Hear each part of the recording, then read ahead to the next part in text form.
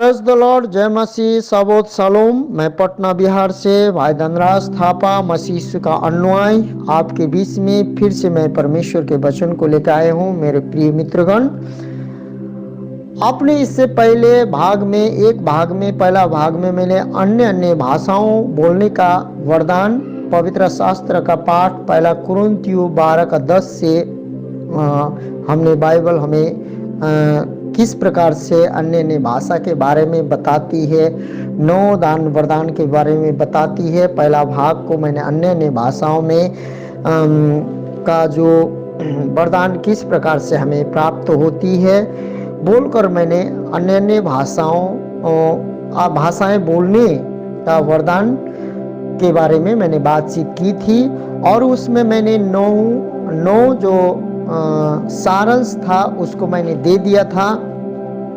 पहला था प्रभु से बातचीत करने के वरदान में से अन्य अन्य भाषा बोलने का वरदान। मेरे मित्रों, हमने पहले अन्य अन्य भाषा बोलने का वरदान में से कुछ वचनों को पहला भाग में मैंने शेयर किया था।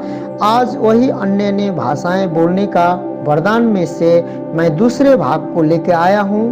वो दूसरे भाग को सुनने से पहले फिर से मैं इस सारांश को आपके बीच में दोहराने चाहूँगा, क्योंकि ये स्पष्ट रीति से आपको याद रहे। पहले भाग में भी मैं दोहरा चुका हूँ।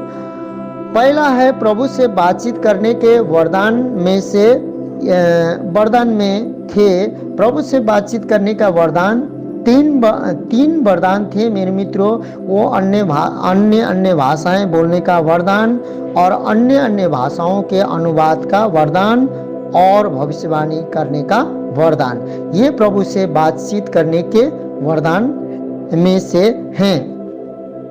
और दूसरा में मेरे मित्रों, दूसरा में परमेश्वर से दिव्य प्रकाशनों एवं दर्शनों का पाने के वरदान। ये दूसरा है। ये भी तीन ही है, जैसे कि पहले में 3 थे, ये दूसरे में भी 3 है। ये 3 या 9 करके रखा गया है, 3 भागों में बांटा गया है। अब यह है परमेश्वर से दिव्य प्रकाशनों एवं दर्शनों को पाने के वरदान में से बुद्धि का वचन है, ज्ञान का वचन है, आत्माओं की परख एवं समझाने का वरदान है मेरे मित्रों। और तीसरा में है प्रभु की सामर्थ को प्रकट करने का वरदान। प्रभु की सामर्थ को प्रकट करने के वरदान में से हम लोग देखेंगे विश्वास का वरदान, संगाय के वरदान, आश्चर्य से कर्मों करने का वरदान।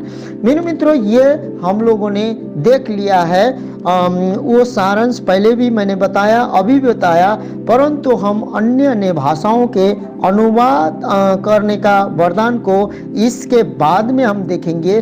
परंतु आज अन्य अन्य भाषाओं बोलने का वरदान के विषय में हम देख रहे हैं और वचन को सुन रहे हैं। और अन्य अन्य भाषाएं बोलने का ये दूसरा भाग मैं आपके पास लेकर आया हूँ। आज का जो दूसरा भाग का जो सब्जेक्ट है, एक सिद्ध मनुष्य का चिन्ह। अन्य अन्य भाषा बोलने का वरदान में एक सिद्ध मनुष्य का चिन्ह। ये एक सिद्ध मनुष्य का चिन्ह होता क्या है उसको देखेंगे। उससे देखने से पहले आइए मेरे मित्रों हम प्रार्थना करें। परम प्रधान परमेश्वर, सेनाओं का यहोवा, सर्वशक्तिमान, सर्वज्ञानी, सर्वव्यापी, सर्वश्रेष्ठ परमेश्वर, जो थे, जो हैं, जो आने वाला प्रभु आप ही हैं।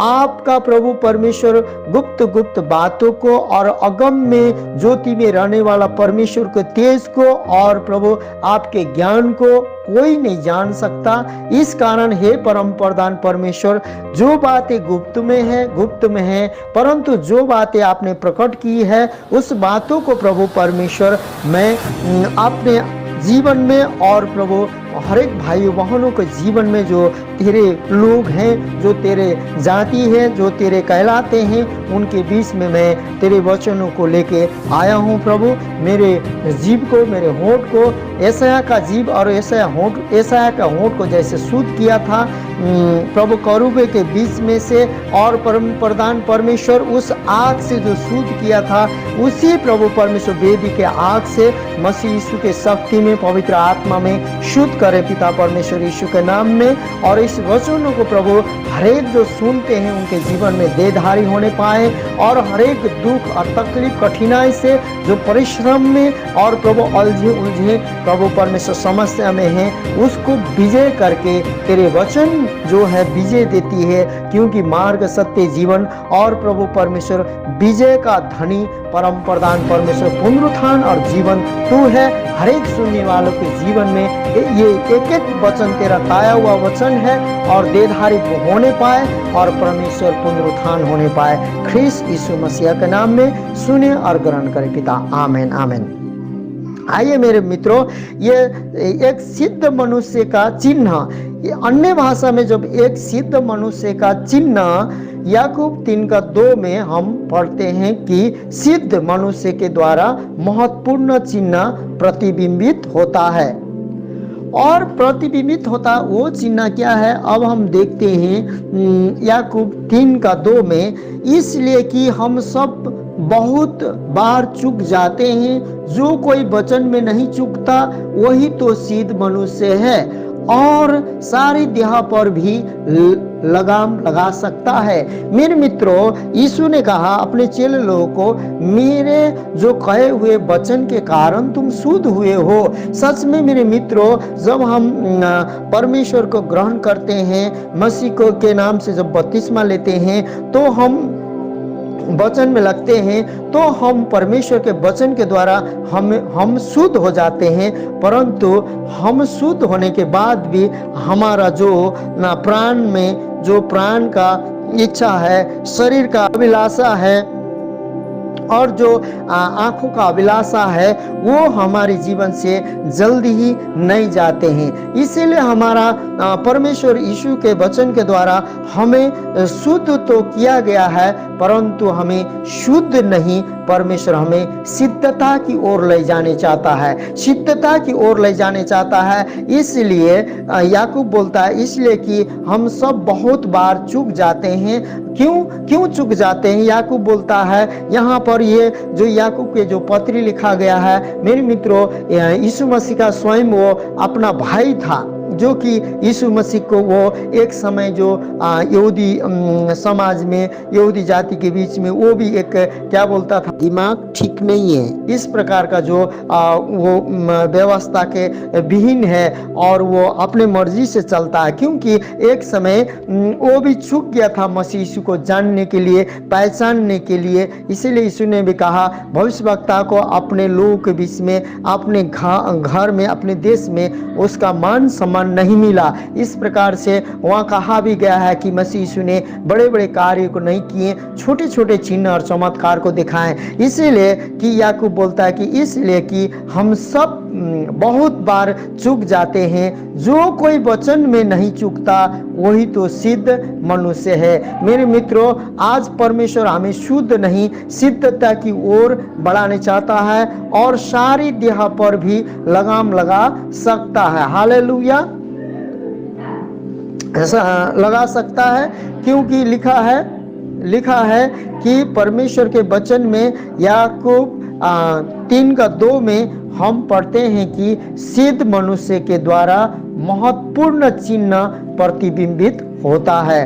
वह जो परमेश्वर के ईश्वरीय स्वभाव का भागीदार बन गया है, वह यह है कि उसकी जीव में परिवर्तन, जैसा कि हम पढ़ते हैं। मेरे मित्रों, यहाँ पर वचन कहता है, जो कोई वचन में नहीं चूकता वही तो सिद्ध मनुष्य है और सारी देह पर भी लगाम क्या कर सकता है, लगा सकता है। हालेलुया।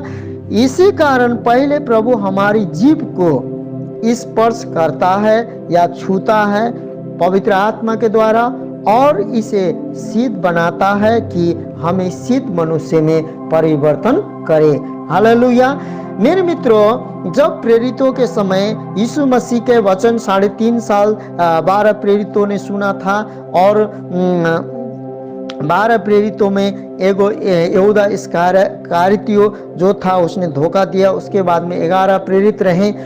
उन्होंने जब 11 प्रेरित होने के बाद एक प्रेरित और चुना और 12 प्रेरित वो लोग यहूदा इस्करियोती के बदले में 12 प्रेरित हुए, और 12 प्रेरित होने के बाद में बहुत से प्रेरित और बहुत से लोग जो कि बाइबल बताती है कि पेंतिकोस्त के दिन 120 लोग से भी ज़्यादा बहुत से लोग थे, लेकिन 50 दिन तक उन्होंने रात दिन परमेश्वर को पुकारा और प्रार्थना की, और परमेश्वर ने 120 लोगों पर 50 दिन तक पेंतिकोस्त के दिन में लोगों के बीच में अपने आत्मा को उड़ेल दिया। मित्रों, पहले ही वो उनका परमेश्वर ने कहा था कि मेरे वचन के द्वारा तुम क्या हो चुके हो, शुद्ध हो चुके हो। यदि ऐसा रहता तो उन्हें पवित्र आत्मा उड़ेलने की जरूरत नहीं था, परंतु पवित्र आत्मा भी जब उड़ेला गया था तो मेरे मित्रों वहां पर बाइबल बताती है, प्रेरित 2 अध्याय आप जरूर पढ़िएगा,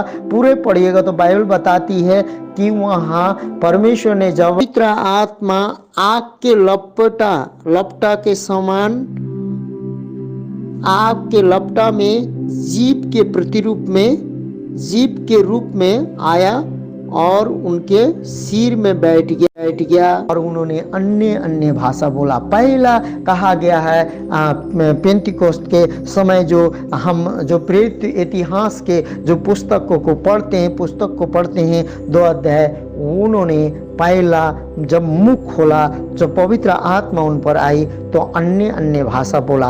अन्य भाषा बोलने से पहले परमेश्वर ने उनके जो सिर पर हाथ के रूप में या तो किसी तलवार के रूप में या किसी भी प्रकार का परमेश्वर वहाँ पर पवित्र आत्मा जो कि उतरा था, तो वहाँ पर इस प्रकार से नहीं हुई, परंतु वहाँ पर हम देखते हैं मेरे मित्रों कि जीव के रूप में आई थी। और हमें परमेश्वर इसलिए अन्य भाषा हमें देता है कि हमारे जीव को क्या करने चाहता है, परिवर्तन करने चाहता है। हर एक शुद्ध नहीं लेकिन सिद्धता की ओर परमेश्वर हमें लेके चलने चाहता है।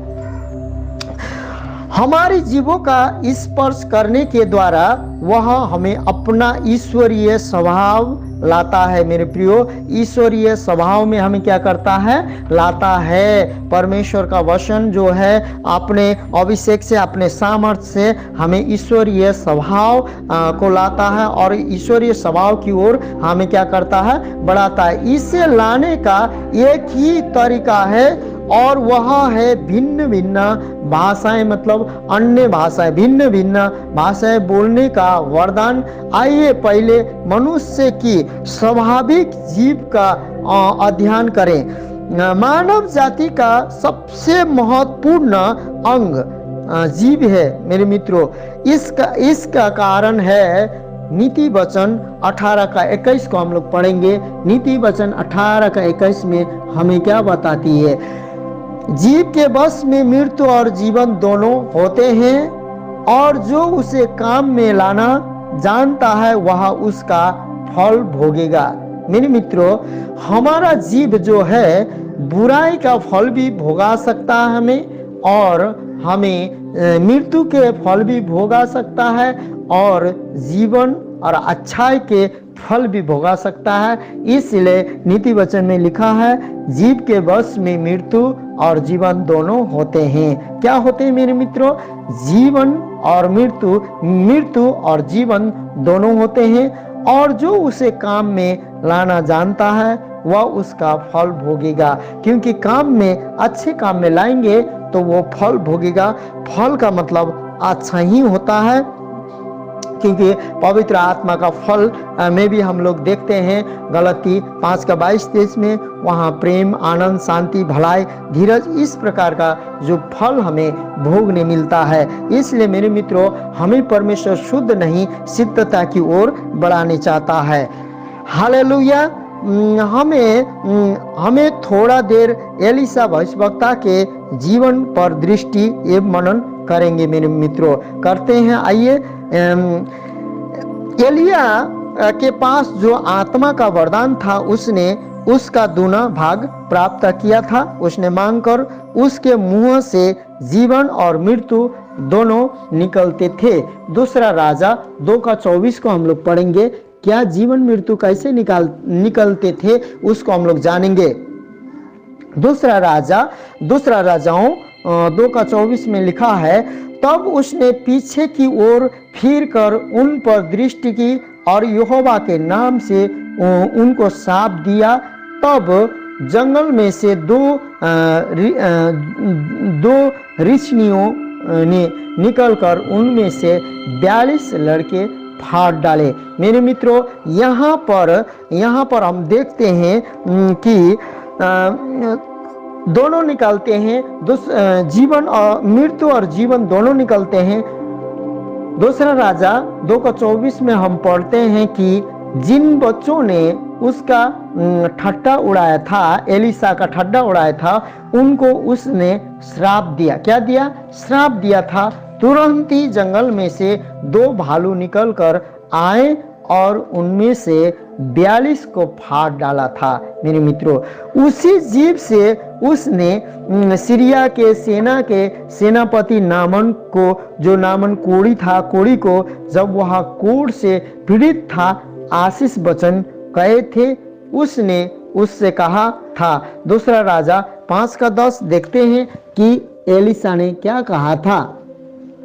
तब एलिसा ने एक दूत से उसके पास यह कहा भेजा, तू जाकर यरदन में 7 बार डुबकी मार, तब तेरा शरीर ज्यों का त्यों हो जाएगा और तू शुद्ध हो जाएगा। मेरे मित्रों, यहाँ पर जिस प्रकार से दूसरा राजा 5:10 में इसी के अनुसार वह शुद्ध हो गया था, चंगा हो गया था। जिस प्रकार से एलिसा ने बोला कि यरदन नदी में जाके क्या करना, 7 बार डुबकी मारना, और वो चंगा हो गया था। उसी मुंह से उसने पहले बोला था। जो 42 बच्चे जो फाड़े गए थे भालू के द्वारा, मेरे मित्रों, वहाँ पर वो सारे बच्चे भविष्यवक्ता के बच्चे थे।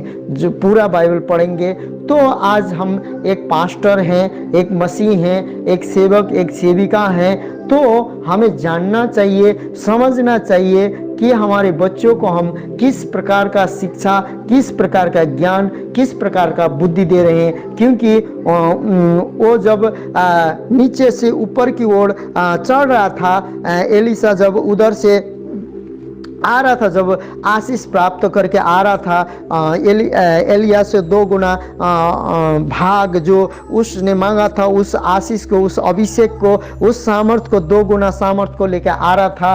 तो जो ऊंचाई की ओर चढ़ रहा था, तो बाइबल बताती है कि एलिसा टकला था। अब किस प्रकार से टकला था? यहूदी जाति लोग में से तो बाल को मुड़ना अशुभ माना जाता था, परंतु इसके बारे में बाइबल नहीं बताती है। परंतु उन बच्चे लोगों ने, जो भविष्यवक्ता के बच्चे लोगों ने कहा था, ओ चांडिल, ओ टकला, चढ़ जाओ, जल्दी चढ़ जाओ, जल्दी चढ़ जाओ करके मजाक किया था।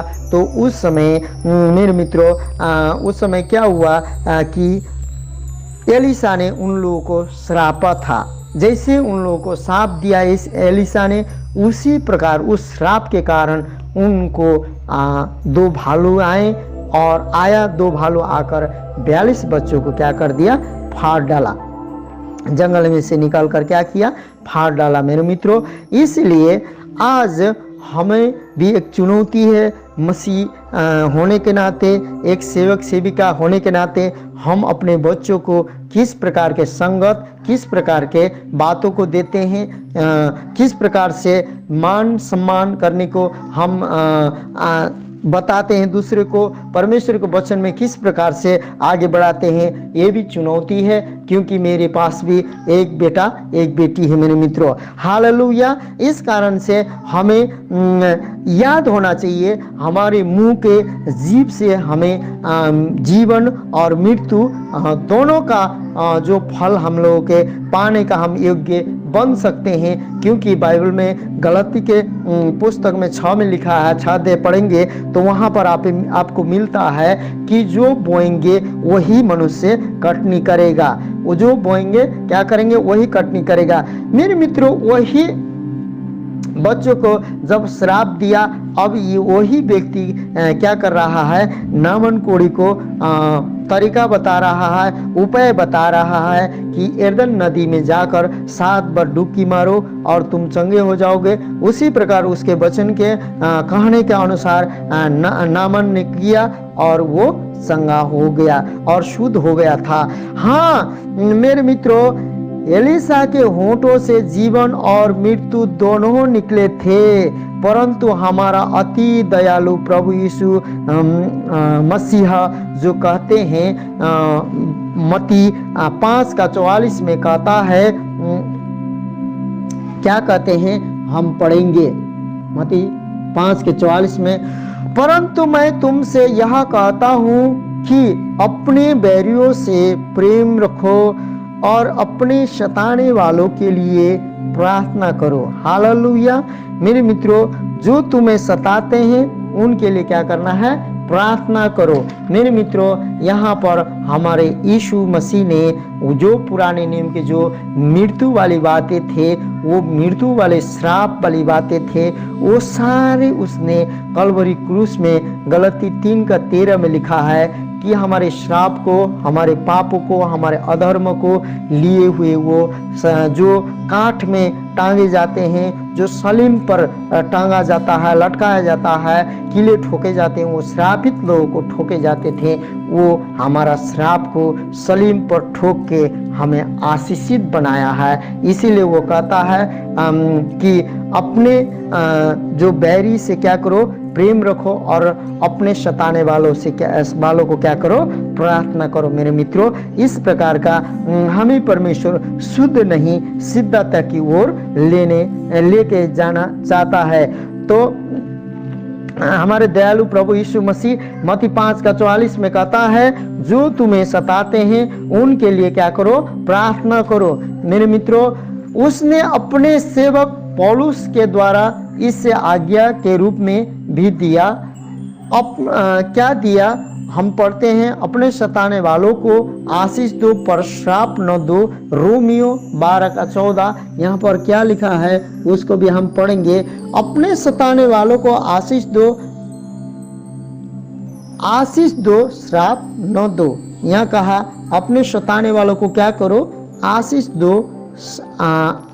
दो श्राप न दो। यहाँ 2 बार लिखा है, अपने सताने वालों को क्या करो? आशीष दो श्राप न दो। मेरे मित्रों, इस प्रकार से रोमियो 12:14 में भी बाइबल हमारी स्वाभाविक जीव के स्वभाव का वर्णन निम्न अनुसार करती है। हम लोग देखेंगे याकूब 3:9 में। याकूब 3:9 में क्या कहता है?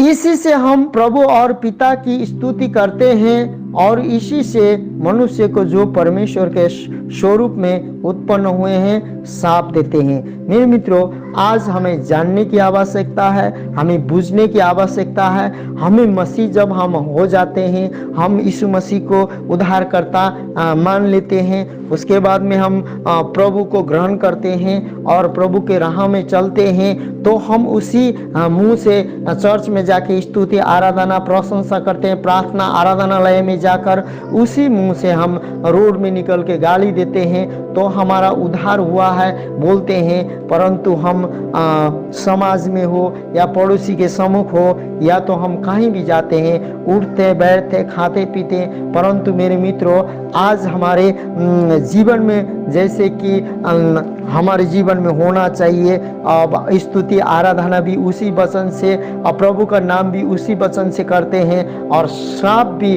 उसी जीव से हम देते हैं, तो वो अच्छी बात नहीं है। क्योंकि और एक जगह याकूब ने कहा है कि एक नल में से 2 कलर के पानी, 2 रंग के पानी नहीं बहा सकती है, नहीं आ सकती है, या तो साफ ही कल से गिरेगी या तो गंदा ही पानी गिरेगी।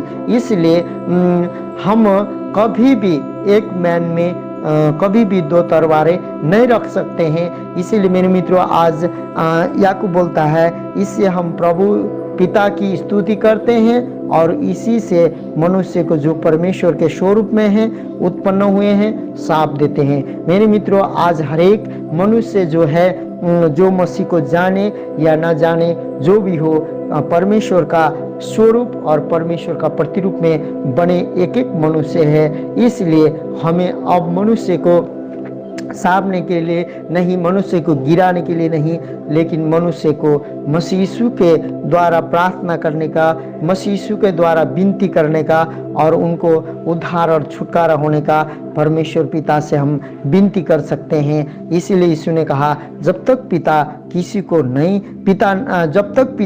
को नहीं खींचेगा मैं भी कुछ नहीं कर सकता। इसीलिए मेरे मित्रों, आज यीशु मसीह के नाम से पिता से हम जब विनती करते हैं तो वचन में लिखा है, मुझ में बने रहो, मैं तुम्हें बना रहूंगा और मेरा वचन बने रहे, जो कुछ भी मांगो दिया जाएगा।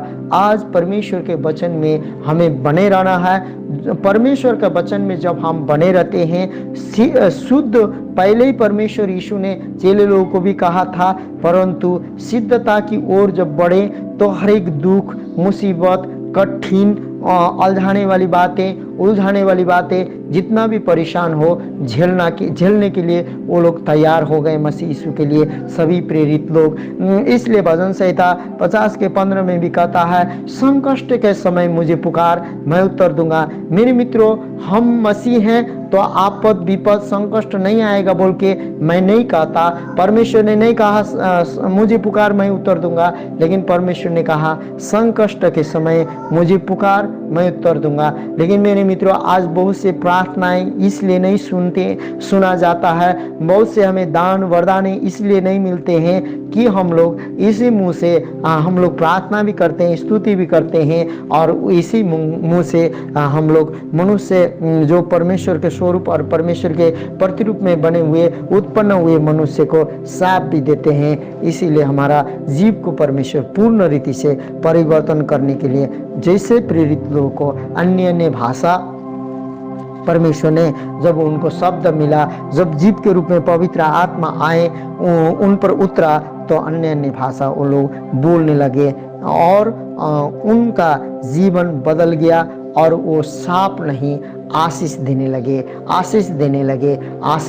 लगे। उसके बाद में परमेश्वर का प्रतिज्ञा, यीशु मसीह का कहा हुआ प्रतिज्ञा पूरा हुआ कि प्रेरित 1:8 में, जब पवित्र आत्मा आएगा तुम सामर्थ पाओगे और यरूशलेम, यहूदिया और सामरिया और पृथ्वी के छोर तक जाओगे। आज मेरे मित्रों, भारत में थोमा आया था और थोमा के द्वारा, जो यीशु मसीह का 12 चेले में एक था, उसके द्वारा जो कि हमें परमेश्वर का सुसमाचार को और परमेश्वर की महिमा को आज हम पाते हैं, क्योंकि हम भी परमेश्वर को पहले नहीं जानते थे। प्रभु क्या है, प्रभु कैसे दान देता है, कैसे वरदान देता है, मैं यही मुझे पता था कि बहुत से तपस्या करने से, बहुत से कठिनाई से सब कुछ मिलते हैं, वरदान मिलते हैं और उसमें से और वो भी भलाई करने वालों को भलाई करने के लिए, बुराई करने वालों को नष्ट करने के लिए। इस प्रकार से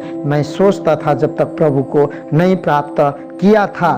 तो याकूब यहाँ पर 3:9 में कहता है, इसी प्रकार का दोनों बातें हमसे नहीं निकलना चाहिए, हमारे मुंह से, हमारे जीभ से, हमारे हृदय से नहीं निकलना चाहिए, परंतु हमें आशीष ही निकले तो अच्छा है। क्यों? क्योंकि सभी परमेश्वर के स्वरूप में उत्पन्न हुए व्यक्ति हैं, इसलिए उनको किसी को भी हम साप भी नहीं दे सकते हैं। हम परमेश्वर की स्तुति, महिमा, प्रशंसा करते हैं और प्रभु को महिमा देते हैं, तो हर एक को सताने वाला को भी हम आशीष देते हैं। उस समय प्रभु अपने दान और वरदानों को हमारे ऊपर में उड़ेल देता है और हमारे अंदर में पवित्र आत्मा के स्वयं बस जाता है। ये मेरा अनुभव है।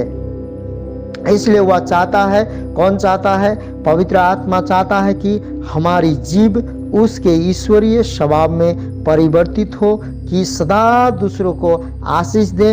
इसी कारण उसने हमें यह वरदान दिया है, जो कि हम अन्य भाषा बोलते हैं। मेरे मित्रों, आज अन्य भाषा का जो है सेकेंड भाग ये था।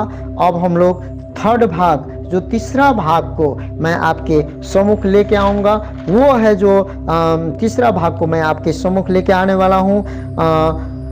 तीसरा भाग स्वाभाविक जीव, जो कि हमारे स्वाभाविक जीव में क्या क्या बातें हैं, कितनी बुराइयां पाए जाते हैं बाइबल के अनुसार, परमेश्वर के वचन के अनुसार, उसको हम लोग आने वाले तीसरे भाग में जानेंगे। और अन्य अन्य भाषाओं के बारे में स्पष्ट रीति से मैं आपको वचन के द्वारा कितना भाग आगे जा सकता है मैं नहीं कह सकता हूँ। 5 भाग भी जा सकते हैं, इसमें 6 भाग भी जा सकते हैं, परंतु मैं तीनों भाग में जो 9 वरदान जो बांटे गए हैं, जो कि आपके बीच में मैं तीनों भाग में जो कि प्रभु से बातचीत करने के वरदान में से अन्य अन्य भाषाएं बोलने का वरदान को कितने भाग जा सकते हैं मुझे नहीं मालूम है। अन्य अन्य भाषाओं के अनुवाद का वरदान कितने जा सकते हैं वो मुझे नहीं मालूम है, लेकिन भविष्यवाणी करने का वरदान, ये सभी में से मैं ये 3 या 9 करके 3 भागों में जो बांटा गया है मेरे मित्रों, प्रभु से बातचीत करने के वरदान में से और परमेश्वर से दिव्य प्रकाशनों एवं दर्शनों का पाने के वरदान में से, और मेरे मित्रों प्रभु की सामर्थ्य के प्रकट करने के वरदानों में से मैं एक एक करके आपके सम्मुख लाऊंगा।